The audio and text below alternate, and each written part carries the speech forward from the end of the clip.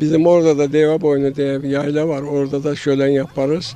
Hatta buranın başkanı benim dayımın torunu, halamın torunu. Hala dayı çocuğuyuz bununla da biz. Hem hala çocuğu hem dayı çocuğuyuz. Hala dayı çocuğu diye hitap ederiz birbirimize.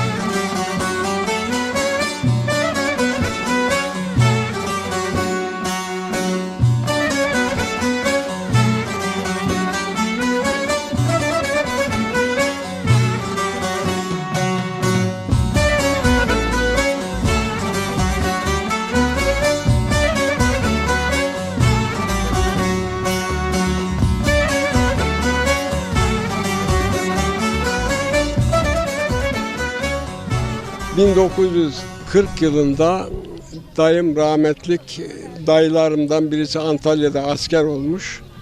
Antalya'da ölmüş. Anam rahmetli, onu da sormadık.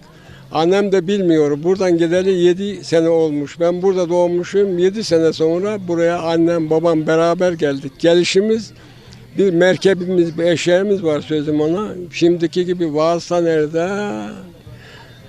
Nerede? Babam beni kucağına alıyor, annem önümüzden gidiyor. Anneme hiç sen de bin dememiş babam. Ben zaten çocuğum, onun farkında değilim. Bu en yakın Kayağızı dediğimiz Pınar'a gelince biraz da sen bin demiş. Annem kızmış ona, sonra söylediler, tepki yapmış. Bana o kadar yol geldik, bin demedin de buraya gelince mi bineceğim ben merkezde diyor. Çıktık geldik buraya. Buraya dedem rahmetlik sağdı. Onlar burada ağlaştılar, söyleştiler falan buradan. Giderken de bizim merkebi Gayağa bindirdiler. Buranın karşında Doğan şeye bağlı. Neydi orada?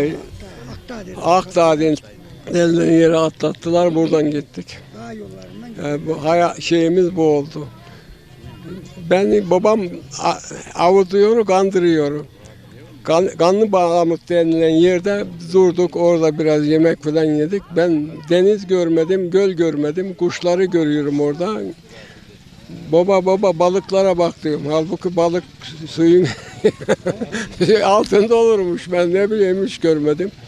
Yolda bir kuyuya denk geldik. Kuyu sereni derler, uzun bir ağaç oluyor ya. Onda şöyle bir zincir sallanıyor, çok uzun bir ağaç. Bizde kuyu da yok oralarda, akarsu pınar bol olduğu için. Baba bu ne dedim? Bu dedi kıncırak dedi. Burada bineriz ya biz kıncırak. Baba böyle büyük kıncırak olur mu dedim. Buna dedi herkes binemez dedi. Hangi kızına hangi oğlan biner de bu çığınca çıkabilirse onu... Merhabalar, kolay gelsin. Merhabalar, sağ olun, teşekkürler, hoş geldiniz. Hoş bulduk. Sizi tanıyalım. Nereden geldiniz? Benim ismim Yusuf Taş, Gedikli köyünden geldim. Geçen hafta biz de yapmıştık. Tabii bu hafta da buraya teşrif ettik, davet ettiler sağ olsun. Buraya eğlenmeye geldik, şölenimizi devam ettirmeye geldik. Hoş geldiniz. Ne pişiriyorsunuz? Kara çaydanlıkta çayınız var herhalde. Malum tabii şunun bir tarafı çay, bir tarafı su, yani çift taraflı bir demlik. Bu da yine aynı ırbığımız. Bunun sıcak suyu buna bittiği zaman takviye yapıyor. Şu an misafirler de var Antalya'dan, birader, yeğenler işte. Şimdi de ızgara yapıyoruz. Kendi misafirlerimiz de var. Hem yiyeceğiz hem onlara ikram edeceğiz. Afiyet olsun. Kolay gelsin size. Teşekkür ederiz.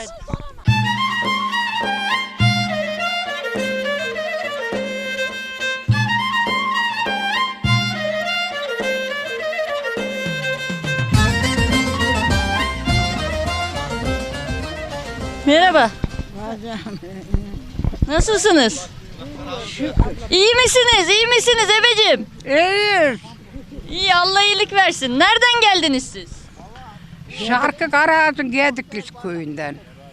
Yörüksünüz siz de. Biz de yürüyoruz. Döveleri çok çektik evveli. Buralarda da göçtünüz mü? Bu yaylaya kondunuz Bu mu? yaylaya göçmedik biz. Beşer üzerine göçerdik şöyle. Beşehir üzerinde. He.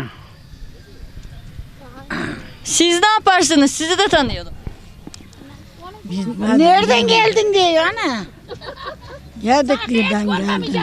Sesli konuş. Antalya'da durdum oğlanların yanında.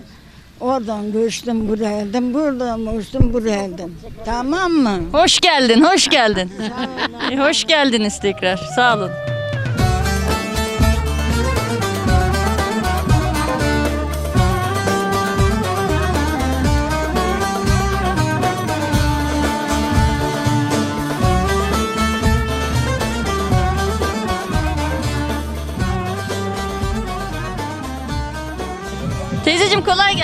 Sağ ol. Hoş geldiniz. Hoş bulduk. Ne yapıyorsunuz? Anlatın Ne bize. yapalım işte ayran yapıyoruz böyle.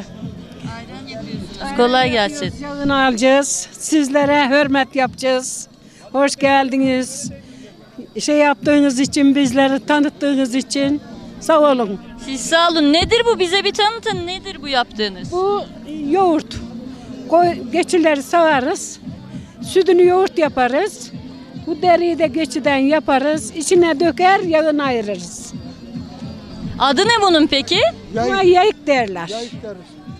Eskiden meşhur bu atalarımızın adeti.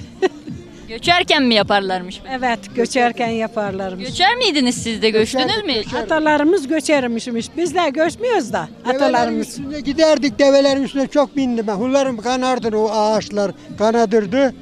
Uyurken öyle bağlıyorlar üstüne, bir de yaylalara giderdik. Hemen oturduk, bunları kurallar. Böyle hemen karıştırırlar. Bir mala bir mola, ondan sonra sağarlar geçileri. Konarlar, ondan orada biraz dururlar. Bir gün sonra oradan bir diye göçerler. Biraz daha giderler. Ondan sonra 2 ay filan yaylada dururlar Sultan Dağı'nda. Oradan döndüler mi Bucak'a gideriz. Bucak'ta kışlarız 3-4 ay. Oradan geri aynı yine devam ederiz. Yine oraya yaylaya çıkarız. Ondan sonra işte oralarda, buralarda, o dağlarda ömrümüz geldi, geçti ömrümüz. Keçinin hem sütünü alıyorsunuz hem derisinde sütünü ayran yapıyorsunuz. Keçi çok mu önemli bu yörükler için? Tabii Evet, ya. evet. Geçi çok önemli. Çok önemli, geçi. Etidir, yoğurdudur, sütüdür, hesabı hepsi önemli. Çok önemli bizlerin için. Evet, teşekkür ederiz.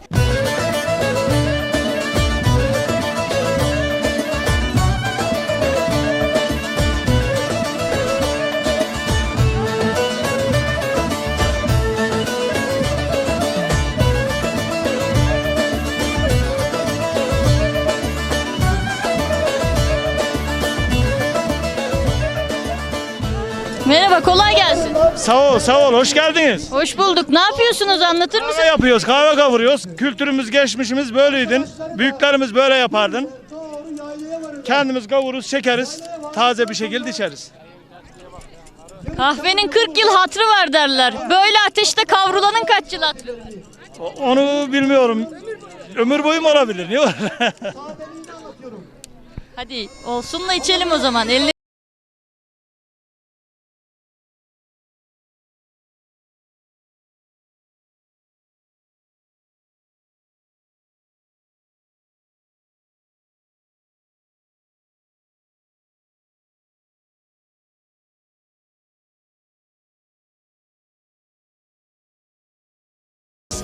Senirkent de Yörük nüfusunun fazla olduğu ilçelerimizden biri sanıyorum ki.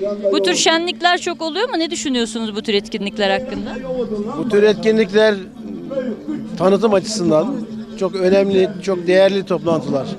O yüzden önemsiyoruz. Buradaki arkadaşlarımız da bu şenliği, bu şöleni sık sık yapıyorlar. Elbette yani siz tanıtmazsanız hiç kimse burada yörüğün olduğunu bilmez. Yörüğün olduğunu bilince ne olur? O çok önemli bir şey. Çünkü yörük gerçekten bu memleketin has evladı. Geleneklerimizi geleceğe taşıyan insanlar. Onları biz çok seviyoruz. Ben çok seviyorum. İnşallah bu şölenler devam eder. Biz onları daha yakından tanımaya devam ederiz. Onun için önemsiyorum bu şölenleri. Biz de hem katılımınız hem de katkılarınız için çok teşekkür ediyoruz. Teşekkür ederiz.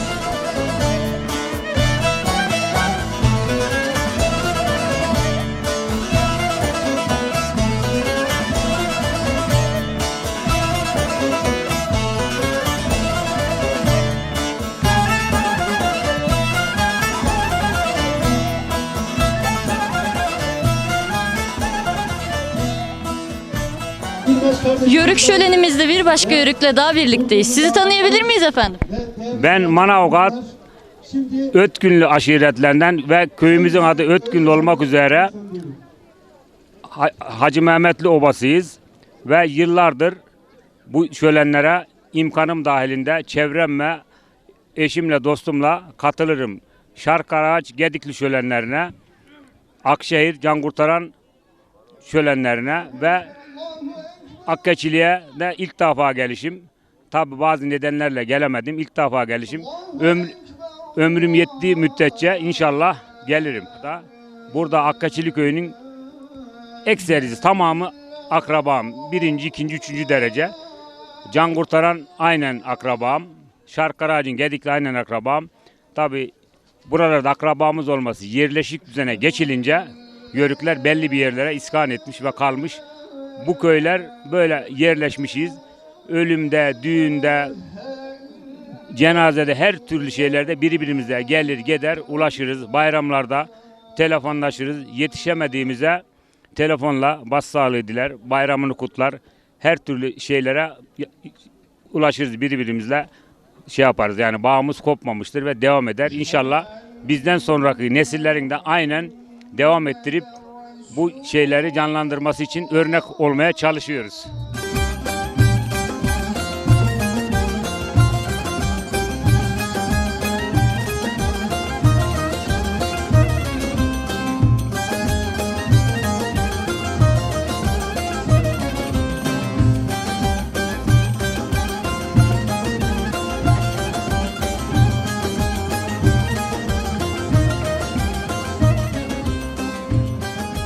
Amcacığım sen Akgeçili misin, Yörük müsün? Bir anlat bakalım bize. Akgeçili Yörüklerindenim ben.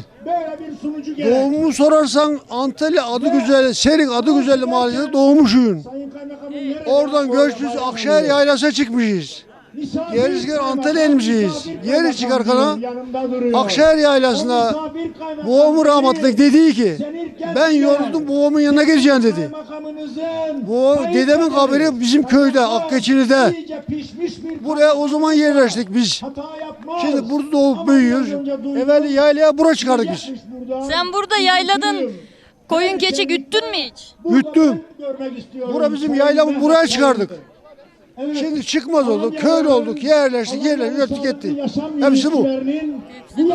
Çobanlık yaparken şarkı türkü söyler miydin hayvan? Ben hayatta söylemedim onu. Kaval da mı çalmadın hiç? Çalmam. Çalmadın. Ya. Ne yapardın, nasıl güderdin? Sabahtan çıkardınız yola. Bir anlat hele. Nasıl güderdiniz, ne yapardınız? Neyi? Davar he. Ne? Davarı buradan sulardık. Şu dağın beriyinde çeşme vardı, oradan sulardık. Buradan sarar denizden sulardık. Yaylamız buraydı. Anne benim diyeceğim bu kadar. Şimdi ne diyeyim başka? Ağzına sağlık.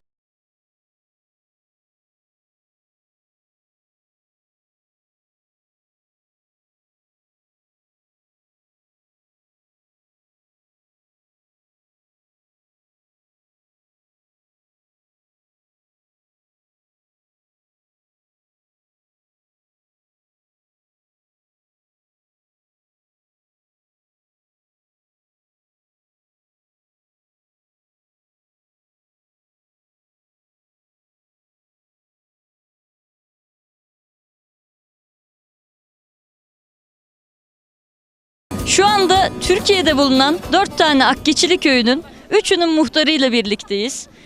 Bunlar farklı illerden gelen muhtarlarımız. Bakalım bize neler anlatacak. Siz muhtarım hangi Akgeçili köyündensiniz? Efendim ben önce Şehzadeler şehri Manisa'mızdan selam ve hürmetler getirdim. Biz Alaşehir'in Akgeçilli mahalle muhtarıyız. Büyükşehir nedeniyle artık mahalle oldu adımız, tamam mı? Şimdi o şekilde devam ediyoruz. Şimdi memleketimizde çok güzel yerlerin, çok güzel yörük şenlikleri var. Bunların bir tanesi de en büyüğü sizin burada organize ettiğiniz bu kültür şölenidir. Biz bunu gönülden destekledik ve geldik. Duyunca Sayın Muhtarım ve heyetim başkanım bizi davet ettiklerinde ve tesadüfen bizim köyden geçerken bizi görmeleri ve orada onların olması, bizi davet etmeleri bize çok büyük bir onur ve gurur verdi. Ben bu daveti duyar duymaz, tamam mı, 30 kişilik bir heyetimle, köyümün idare heyetiyle buraya geldim. Bunları gördük. İnşallah bundan sonra daha da böyle güzellikler hep beraber yaşarız. Hep beraber yaşarız. Bizler de elimizde imkanlar dahilinde bu güzel insanları, bu güzel heyeti orada görmek isteriz. Ben hepinize çok teşekkür ederim. Bu derneğimizin faaliyetlerinin ömür boyu devam etmesini diliyorum. Hepinize Allah razı olsun. Allah'a ısmarladık diyorum. Ayağınıza sağlık. Tekrar hoş geldiniz. Muhtarım bir de sizi tanıyalım. Ben Afyon Başmakçı Akkeçili Köyü'nden Serdar Abacı muhtarıyım. Biz de muhtarımızın kanadıyla böyle bir yöresel çalışmalar yaptığından çok teşekkür ederim kendilerine. Onur duyduk. Sevinçliyiz. Bizler de Allah'a ısmarladık diyoruz. Biz de çok teşekkür ederiz geldiğiniz için. Şimdi de Senirkent'in Akkeçili Köyü'nün muhtarıyla birlikteyiz. Ev sahibi muhtarımız. Buyurun muhtarım. Ben ilk evvela Kültür Kervanı'na hoş geldiniz diyorum. Ondan sonra Manisa Alaşehir Muhtarı Mustafa Akçay, Dinar Başmakçı Serdar Abacı muhtarıma teşekkür ediyorum geldikleri için. Birlik ve beraberliklerin daha ileriye gitmesi için böyle etkinliklerin yapılması bizim için gurur verici. Hepsine teşekkür ediyorum. Sağ olun, var olun. Biz de teşekkür ederiz muhtarım. Bu yıl 5.'si mi yapılıyordu şen? Bu yıl 5.'si. İnşallah devam edecekler. İnşallah. Sizlerin sayesinde. Sizler bunu yayınlarsanız tabii televizyonlarda bunu Türkiye, dünya duyacak ve kültürümüz devam edecek. Emeklerinize sağlık muhtarım. Teşekkür ederiz. Ayağına sağlık. Biz de teşekkür ederiz.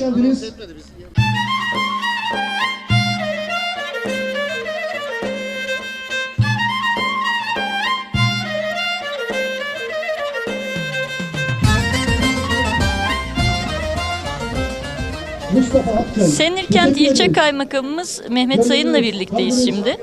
Kendisi Akkeçili Köyü'nde yapılan yörük evi için çok emek vermiş ve öncü olmuş. Kaymakamlığıyla beraber çok işler başarmış birisi. Bu konuda biraz kendisinden bilgi almak istiyoruz. Bu proje fikri nasıl gelişti? Süreç nasıl ilerledi Sayın Kaymakam? Efendim öncelikle hoş geldiniz. Buradan tüm hemşehrilerimize sevgi saygılarımı iletiyorum.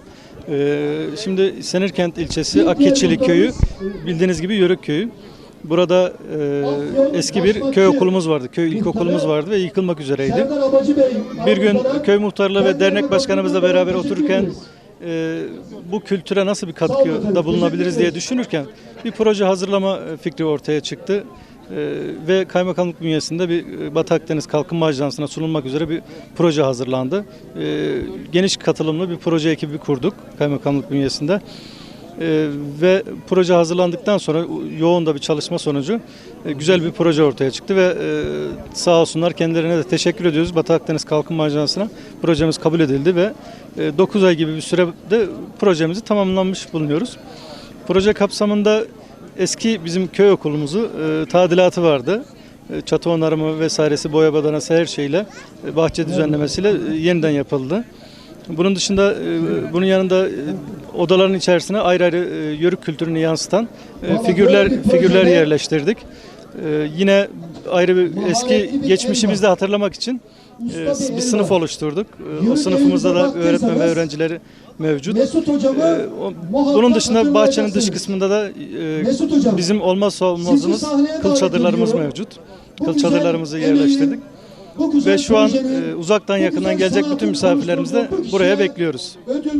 Biz de hem Batı Akdeniz Kalkınma Ajansı'na hem Senirkent İlçe Kaymakamlığı'na hem de Kaymakamımız Mehmet Sayın'a çok teşekkür ederiz. Teşekkür ederiz. Teşekkür ederim. Sağ olun.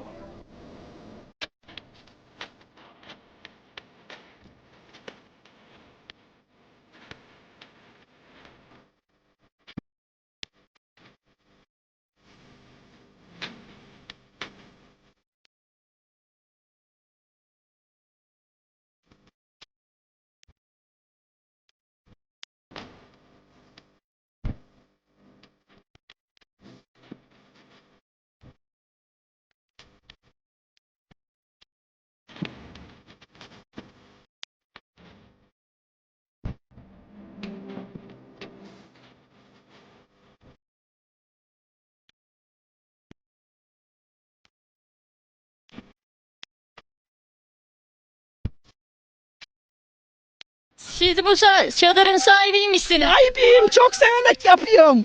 Misafirlerime ikram yapacağım. Ellerinize sağlık. Nedir bu pişen? Ne yapıyorsunuz? Bu pişen tavuk.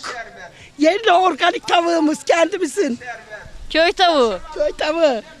Çok güzel görünüyor. Ellerinize sağlık. Size de ikram edelim. Sağ olun, teşekkür ederim. Misafirperverdir. Biz Sandıklı'dan geldik. Annem Isparta'dan geldi. Kayınam Senirkent'ten geldi. Bizim Akkeçili Yörük Şenliği çok güzeldir. İnşallah her sene bu geleneği devam ettirmeye çalışacağız. Teşekkür ederiz. Sonamlı yörüğüz. Herkese ikramı çok severiz. Biz de severiz. Ben de Onamlı yörüğüyüm. Siz bu yaylaya, bu Akkeçili köyüne gelin gelmişsiniz, doğru mu? Doğru. Nerede? Gedikli'den geldim. Şarkaracın Gedikli köyünden. Ben de yürüyüm. Buraya gelin geldim. 29 sene oldu ben buraya geleli. Bir sene olsa 30 sene oluyor. Nasıl geldiniz? Sevdiniz mi burayı? Güzel mi Akkeçili? Güzel, yörük onlar da sevdim. Yani yörük. Göçte burada şölen yapıyoruz. Akrabalarla birleştik. Şurada konuşma yapıyoruz işte.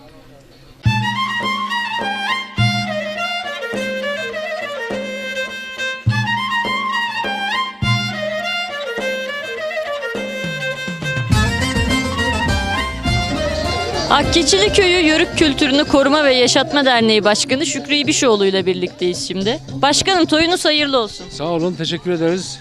Bu yıl 5.'sini yapıyorsunuz galiba. Evet, size öncelikle kültür kervanı olarak geçen yıl yine bir çekim almışlardı ama şölende eksik kaldı, sonra tamamlama yapmıştık. Bu yıl başından sonuna kadar sabahki aşağıdaki müze açılışımızda gerekse buradaki durumlarda katılımımızla bizleri çok memnun ettiniz. Ben bu arada sizinle birlikte burada ismini zikretmeyeyim ama yine bir kültür kanalı program yapımcısı bir arkadaşımız daha katıldı. Bunun dışında ulusal basını, bununla ilgili mutlaka çalışma yapanlar vardır. Ben çok yadırgıyoruz açıkçası. Bizleri daha çok kitlelerin haberi olsun istiyoruz. Bizden değil, bu kültürden, bu birlikten. Biz burada devletiyle halkı barıştırmak istiyoruz. Kavgalı mı diyecekler ama bir şeylerin olduğunu herkes biliyor. Biz burada bu tür etkinliklerle halkla devleti kucaklaştırıyoruz. Devlet erkanını buraya getirip çadırımızın içerisinde bizimle birlikte lokma yemesini sağlıyoruz. Bizimle birlikte ayran içmesini sağlıyoruz. Bu da bu toplumun her şeyine olumlu yansıyan kültürel faaliyetlerdir. Bunlar büyüklerimiz lütfen dikkat etsinler. Devlet erkanında bulunan insanlar halktan kopmasınlar. Koparsanız halk sizi dinlemez. Halkın size saygı göstermesi için sizin de en az o kadar olmanız lazım. Onun için biz bunu çok önemsiyoruz. İnanın çok mütevazi bütçeler, kıt kanaat, çok dar imkanlarla yapılan şeyler bunlar. Ama biz paranın hiçbir şey olmadığını biliyoruz.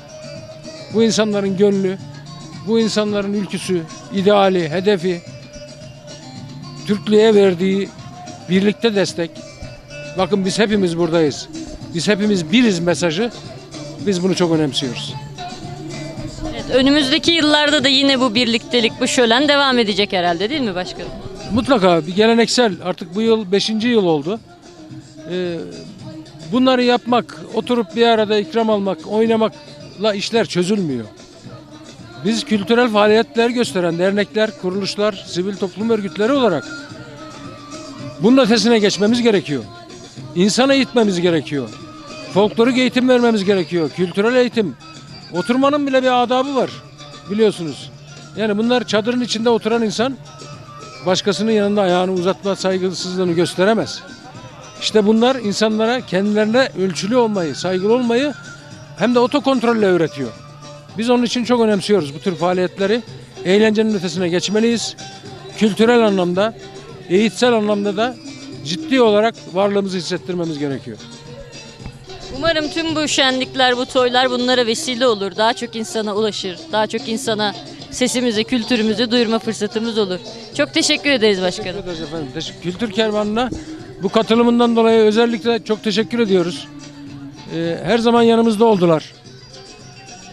Hele Yörük Evi adı altında sabah açılışını yaptığımız yeri o kadar önemsediler ki biz dediler böyle bir etkinliği herkesin görmesini sağlayacağız. Buraya gelmemizin ve katılmamızın yegane sebebi budur dediler. Ben bunu köylüme de buradan da anlatmış olayım. İnsanlara buradan anlatmış olayım. Anlatmak yetmez, tarif etmek yetmez. Mutlaka gelip görsünler. Tarifle anlatılacak şeyler değil. Mutlaka gelip görsünler. Gerçekten de çok kıymetli bir eser olmuş Yörük Evi. Herkesin gelip ziyaret etmesini ve bu kültürle ilgili simgeleri yakından görmesini biz de tavsiye ediyoruz.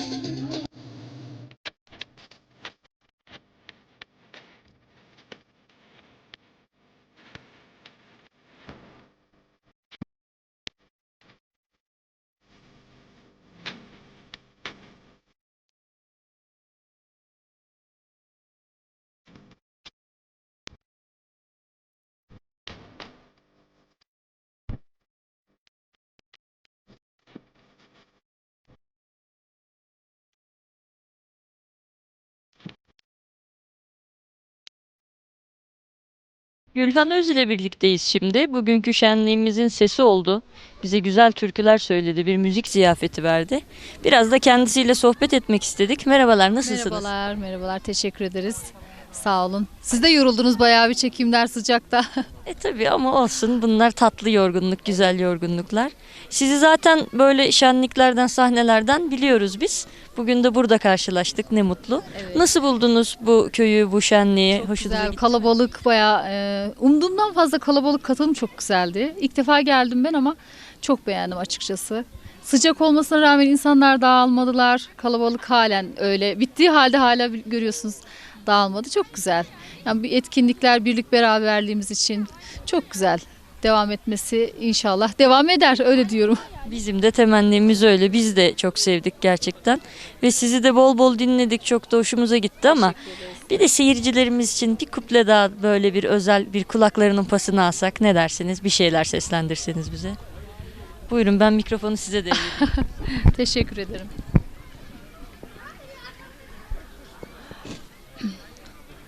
Ali Bey'im de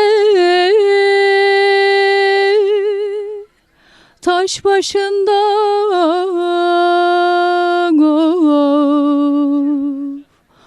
oturur,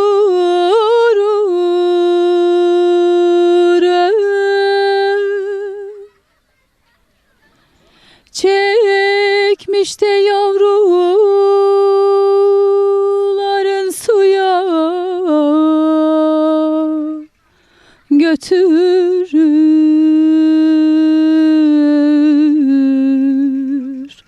götürür efendim. Çok da sevilerim, sonu ayrılık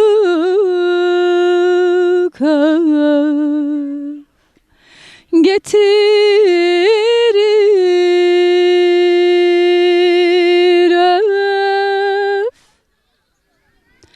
Gitti de gençlik, derder ağlar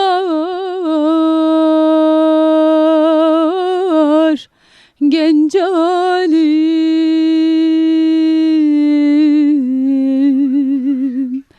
genç alim öf. Akkeçili Köyü çok önemli bir kültür hazinesine de ev sahipliği yapıyor. Bir yörük evi. Daha önce kullanılmayan ilkokul binasının yeniden restore edilmesiyle gerçekleşen proje, Senirkent İlçe Kaymakamlığı ve Batı Akdeniz Kalkınma Ajansı'nın ortak işbirliği sayesinde gerçekleşmiş. Buradaki projede yörük kültürünü yansıtan onlarca eşya, onlarca maket sergileniyor. Ayrıca ilkokulun bahçesi de yörük çadırlarıyla bezenmiş durumda. Ve bu çadırların kapısı bütün yörük çadırlarında olduğu gibi herkese açık ve ziyaretçilerini bekliyor. Akkeçili Yörük Evi gerçekten de çok başarılı, çok değeri yüksek bir kültürel çalışma olmuş. Şimdi başkanımız Şükrü İbişoğlu ile beraber burayı gezeceğiz. Başkanım buyurun, siz bize rehberlik edin, müzenizi anlatın. Tabii, hay hay efendim. Öncelikle Kültür Kervanı müzemize hoş geldi.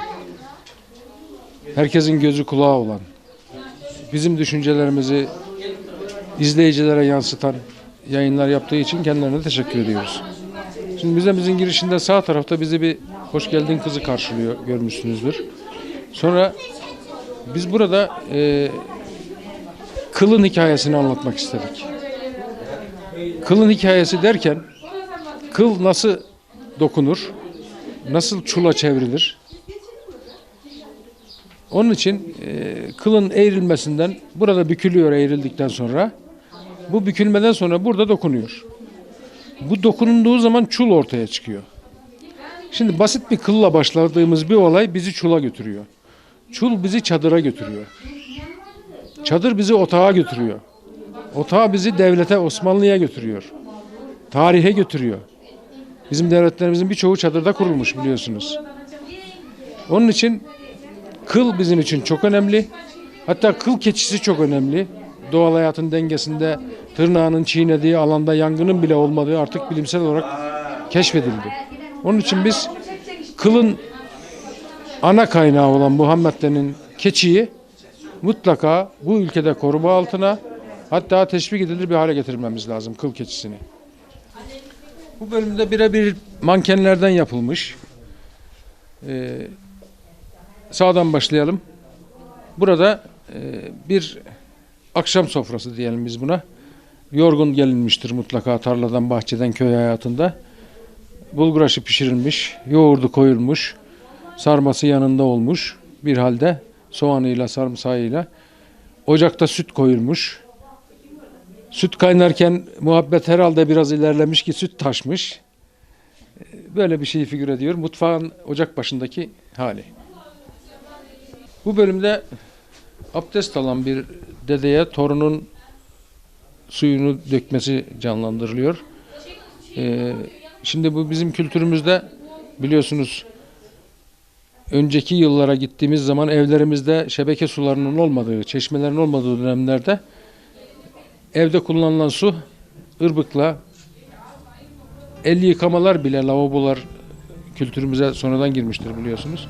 Bununla beraber burada çocuklara bu bir normal bir yörük evi, köy evi odası. İşte burada gelin kahve yapmış, beyefendiye ikram ediyor. Diğer taraftan da bir sohbet haliyle yaşayış canlandırılmış. Bu kısımda yine aile içerisindeki bir toplu günlük hayat canlandırılmış.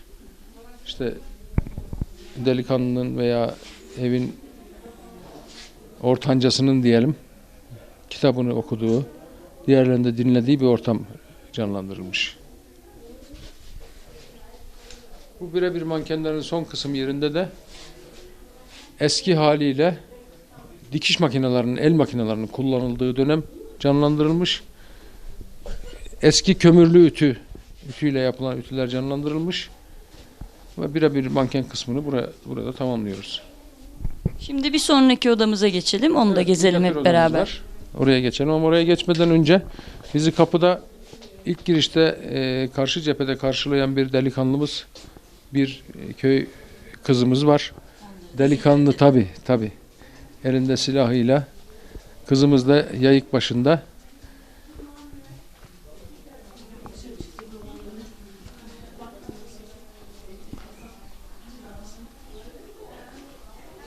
Gördüğünüz gibi arka tarafında yaylanın görüntüleri de resmedilmiş. Yayla görüntüleri vazgeçilmezimiz olan.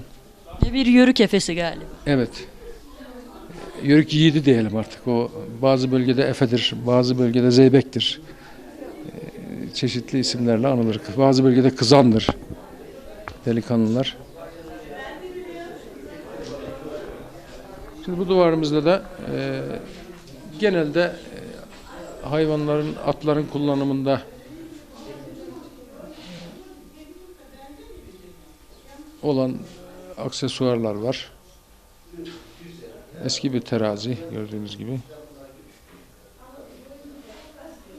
Şimdi minyatür odamıza geçebiliriz.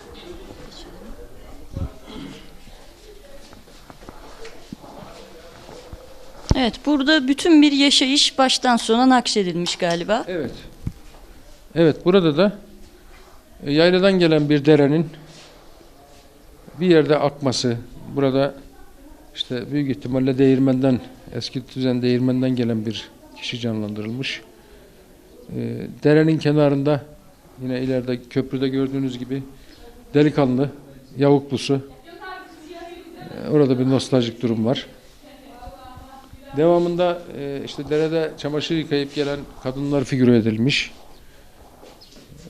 Yine devamında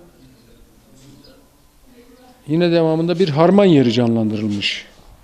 Eski dövenlerin, öküzlerle dövenlerin yapıldığı, harmanların kaldırıldığı bir dönem canlandırılmış. Daha sonraki kısımda bir bütün olarak ilk defa işte alaçık, yani kıldan önce Türkler keçe çadır kullanmışlar. Daha sonra kıl çadıra geçilmiş. Bu geçişi figüre ediyor burada da.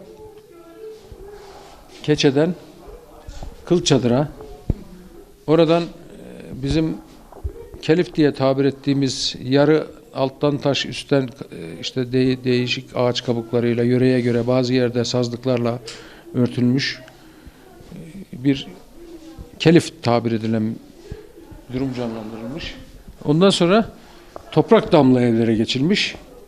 Ondan sonra da çatıları kaplanmış, kiremitli olan günümüze en yakın modernize olmuş yapı türüne geçilmiş.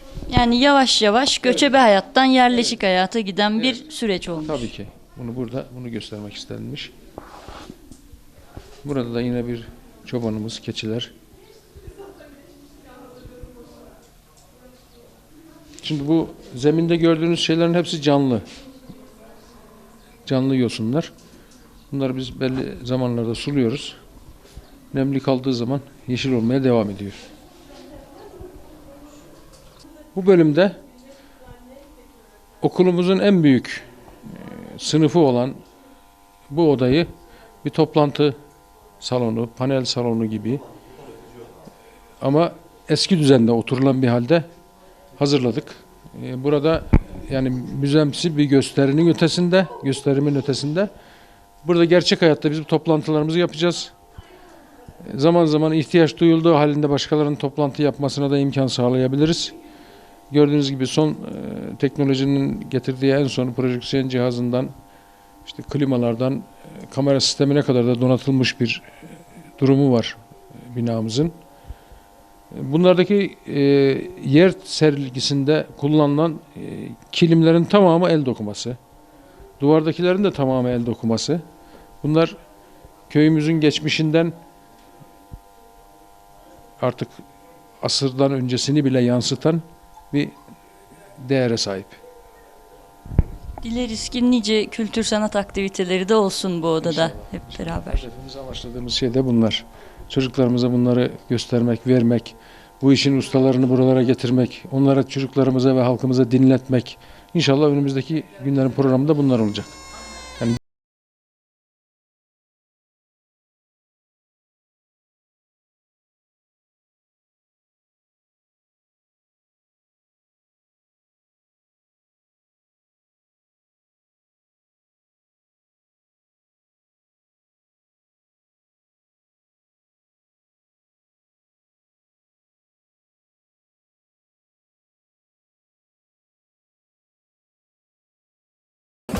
Şimdi de bir dersliğe geçiyoruz galiba. Evet. Burayı kütüphane olarak düzenledik. Ama kütüphanenin bir köşesinde de köyümüzün eğitime geçiş tarihi, ilkokul binamızın yapılış tarihi, bunların hepsi bu bina ile alakalı. Şimdi görüntüye de gelecektir. Üstte öğretmenlerimiz var. Bugüne kadar taşımaya geçene kadar bu binanın içerisinde görev yapan bütün öğretmenlerimizin resimleri var burada. Başlangıçtan itibaren 1960-61 öğretim yılı. İlk öğrenci kaydının yapıldığı yıl. Köyümüzün camisinin kadınlar mahfilinde bir döneme yakın eğitim öğretim yapılmış. Daha sonra bu bina hazırlanmış ve buraya geçilmiş. Yandaki büyük salon olarak gördüğümüz kısımda 5 sınıf bir arada tek derslik olarak, ki o zamanların plan programları, eğitim programları böyleymiş. İşte orada bu binanın yapılışında devlet malzeme desteği sağlamış. Köylü kanunlarda taşlar çekmiş, sular çekmiş. O zamanın şartlarında bu binayı yapmış. Taş duvardır zaten tamam binanın. Ondan sonra muhtarlarımız var. Burada köyden geçmişten bugüne kadar. Bu da ciddi bir çalışmanın ürünü. Bilgilere ulaşmak kolay olmadı. Ama tamamı gerçek. Tamamı dönemleri yansıtıyor. İçerisinden 5 muhtarımız rahmetli oldu. 6 tanesi hayatta. İlk başlangıçtan bugüne kadar 1952 yılından bu yana muhtarlık verilmiş buraya. Köy olmamız 1965'e rastlıyor ama muhtarlık daha önce verilmiş. Sonra köy olmuş. Şimdi burada duvardaki belgelerin içerisinde köyün ilk öğretim yılında kaydettiği öğrenciler. İlk öğretim yılında 24 öğrenci kaydolmuş. Tamam birinci sınıf tabii ki. Dolayısıyla o bizim için bir mana ifade ediyor. Orada bu belgelere ulaştık okulun arşivinden.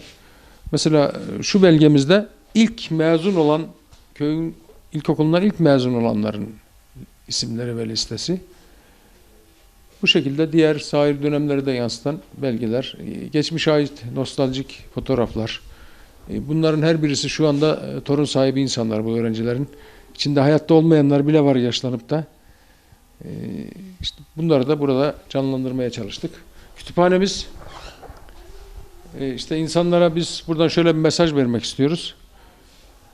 Katkı ve yardım olarak belki hiçbir şeye gücünüz yetmeyebilir veya size uygun olmayabilir ama bir kitap desteği mutlaka sağlanabilir. Biz de onu bekliyoruz. Bir tane de olsa bir hatırasını koyabilecekleri insanların, ben de böyle bir katkı yaptığımın keyfini yaşayabilecekleri destekleri bekliyoruz. Şimdi buradan öğretmen olarak canlandırılan ilk öğretmenimizi canlandırmaya çalıştı bu işi yapan, sanatsal çalışmayı yapan arkadaşımız. Buraya o zamanın kara önlüğüyle 3 tane öğrenci koyuldu. Birisi tahtaya kalkmış, diğerleri sırada şeklinde. O günün şartlarında artık buraya gelenler, ziyaret edenler, bilhassa köylülerimiz hep buradan çıkarken ya bizi nerelere götürdünüz diye bize şeyde bulunuyorlar. Onun için biz de birazcık geçmişi, o dönemleri yansıtalım. Hangi şartlardan gelmiş ülkemiz, hangi kıt kanaat imkanlarla buralara kadar gelinmiş, bunları da bir nevi bir geçmiş arşivini ortaya koymak istedik. Evet, aynı zamanda köyün yaşayan tarihinin de bir arşivini tutuyor bu Yörük Evi. Yörük kültürünü tanıtmanın yanı sıra buradaki gösterdiğiniz fotoğraflarla olsun, yapılmış maketlerle olsun, kütüphanesiyle ve bir yandan bu belgelerle köyü gerçekten geçmişten geleceğe taşıyan bir arşiv hazinesi durumunda. Zaten sadece biz bu köşede o günleri yaşatmak, o günlerin dönemine insanlara hatırlatmak için, hangi şartlardan gelindiğini hatırlatmak adına bu köşeyi düzenlemeyi düşündük. İnşallah insanlar gelir, görür ve de bunlardan gerekli payını alır, ders çıkarır diye ümit ediyoruz. Kesinlikle biz de bütün Yörük kültürünü öğrenmek, görmek, tanımak, yaşatmak isteyenlere burayı gelip gezmelerini tavsiye ediyoruz. Gerçekten çok özenli, çok detaylı, çok incelikli bir çalışma olmuş. Mutlaka görülmesi gereken, gezilmesi ve sindirilmesi gereken yerlerden biri durumunda. Ve size de çok teşekkür ediyoruz böyle bir emek için. Çünkü bu gerçekten öncü bir proje olmuş açıkçası. Hem ilçe kaymakamlığınıza, hem Batı Akdeniz Kalkınma Ajansı'na, hem köyünüzün muhtarlığına ve derneğinize gerçekten teşekkür ediyoruz bu kültür kazanımları için. Biraz da projenin başlangıcından bahsedelim. Biz sadece binanın içerisiyle, görsel durumlarıyla karşı karşıya olduk şu ana kadar. Şimdi biz bütün köylerdeki okulların taşımadan sonra aynı sıkıntıyı, aynı göçmeye, terk edilmişliği yaşadıklarını biliyoruz. Biz bu projeyi BAKA'ya sunduğumuzda Kalkınma Ajansı'na buradaki amacımızı çok net bir şekilde anlattık. Sonra şu bilgileri de briefinglerle vermeye çalıştık onlara. Henüz proje kabul edilmeden bile dedik ki eğer bizim bu projemizin kabul edilsin veya edilmesin, buradaki amacımız şu. Biz burada öyle bir şey yaşatmaya, öyle bir şey ortaya koymaya düşünüyoruz ki bütün okulların, o atıl binaların da her köyün bir ihtiyacına yönelik tamir edilip kullanılabileceğini göstermek istiyoruz. Dolayısıyla belki bizim kadar teferruatlı şeyi herkes yapamayabilir, düşünmeyebilir.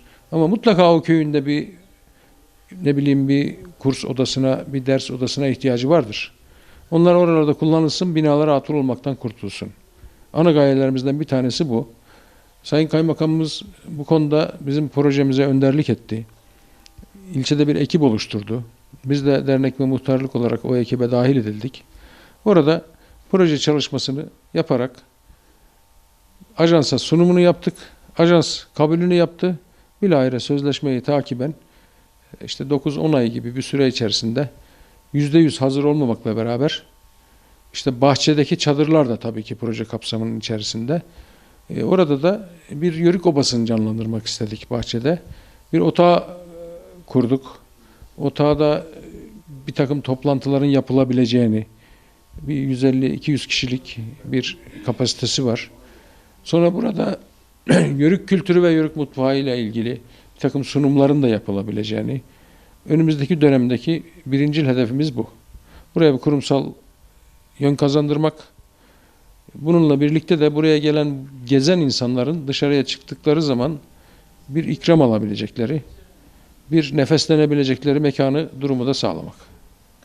Ayrıca sosyal olarak köyümüzün bütün ihtiyaçlarına yönelik bahçe düzenlemesi yaptık. Burada düğün yapabiliriz, mevlüt yapabiliriz, ne bileyim taziye durumları yapabiliriz. Toplu yemekleri, iftar yemekleri, aşure günleri, hıdrellez günleri yapabiliriz. Bir takım bu tür işlerde toplanmalar yapan insanların organizasyonlarına ev sahipliği yapabiliriz. Artık bunu duyuralım.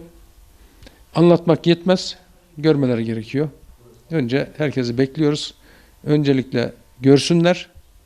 Ondan sonra ister bizim ziyaretçimiz olarak kalsınlar, isterlerse buradan aldıkları şeylerle kendi köylerinde de bir takım çalışmanın yapılabileceğini hatırlasınlar. Umarız yeni güzelliklere vesile olur bu Yörük eviniz. Ellerinize, emeklerinize sağlık başkanım. İnşallah. Bütün arkadaşlar biliyorsunuz ne kadar büyük olursa olsun tek taştan duvar olmuyor. Bu işte bütün proje ekibimizle birlikte köylümüzün tamamının elinin ve emeğinin olmadığı köylümüz yok bu işin içerisinde. Tamamını biz bu işin içine dahil ettik. Hatta maddi katkı sağladı herkes. Cüzi bir miktarda olsa, çünkü projeye biz katılım payı yatırdık. Bunu köylümüz gönüllü olarak ortaya koydu.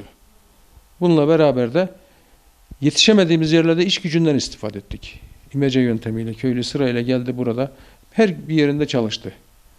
Hazırlık yapılırken. Çünkü projemizin yetişmediği bir %30'luk gibi bir alan vardı. Biz projeyle ancak %60-70'leri yapabildik. Biz %95'in biraz üzerindeyiz yani. Eksilerimizin ne olduğunu da biliyoruz. Bunlarda maddi imkansızlıklar var. El becerisi olarak insanımızın neyi yapıp neyi yapamayacağının bir deneme yanılmayla görülmesi var. Biraz önce dışarıda bahsettiğim bir kurumsal işletme mantığını oturtabilmemiz için arz talebi de göz önüne alarak neyi yapıp neyi yapamayız. Küçükten başlayıp ne tür bir şeyin hakkından gelebiliriz, ne tür bir hizmet sunabiliriz'i önümüzdeki günlerde yaşayarak göreceğiz. İnşallah biz hani burası kendi kendini çevirsin, kendi kendini yaşatacak bir hale gelsin. Bakın bugün bir şölenimiz, şenliğimiz oldu. Oralarda da bir takım çok fazla harcama yapmasak da maliyetlerimiz var. Bunları karşılayabilecek seviyeye gelsin. İnsanımıza elimizde öyle maddi güçler oluşsun ki çocuklarımıza burs verebilelim. Onların yüksek tahsil yapmalarında onlara daha geniş destekler sağlayabilelim. Ne bileyim eğitimlerde burada verilebilecek eğitimlere teknik destekler sağlayalım. İşte artık stajından şeyine kadar yani biz bir takım hizmetleri buraya getirmeye çalışalım. Şehire gidip oralarda aramak yerine buraya getirmeye çalışalım. İşte yani özel günlerde özel yemekler, davetler yapabiliriz.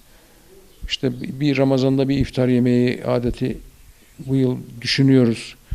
İnsanlar bakar orada iki kişilik birleşir, bütçe birleşir. Bir akşam yemeğini çıkarır. Köylü de tarladan bahçeden geliyor, yorgun, akşama vakti yok. Buyurur burada yemeğini hazırca yer gider evine. Duasını da eder arkasından. Yani bunları falan düşünüp tasarladığımız şeyler. Yani daha doğrusu biz bu okulun okul olmaya devam etmesini istiyoruz. Ama yani alfabeden değil. Artık daha ileri seviyeden, daha iyi yerlerden devam etmesini istiyoruz.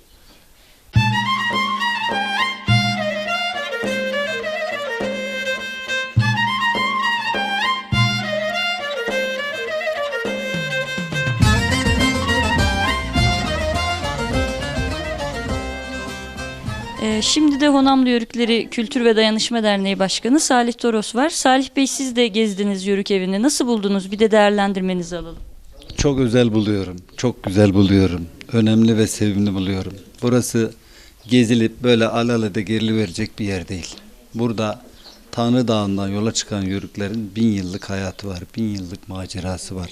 Bu doğaya nasıl sahip çıktığı, buralara nasıl yerleştiğinin yolculuğu var. Bu güzel insanlar, bu Honamlı yörükleri gelip bu dağı taşı abat